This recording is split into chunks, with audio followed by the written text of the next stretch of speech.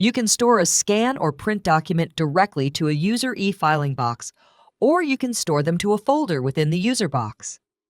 You can create up to 100 folders in one user e-filing box and store a maximum of 400 documents per folder or box, with up to 200 pages per document.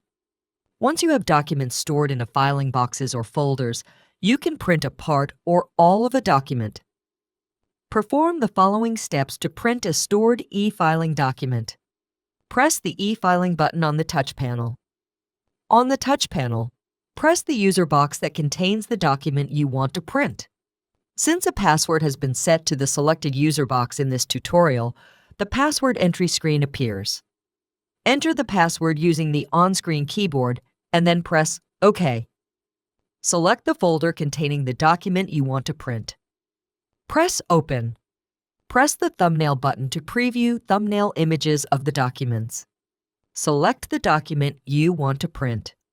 Press Print to print the entire document, or press Open to display and print individual pages. You can press the Return button to return to the e-filing folder. Press Settings to change print settings as necessary. Press Print to print your file.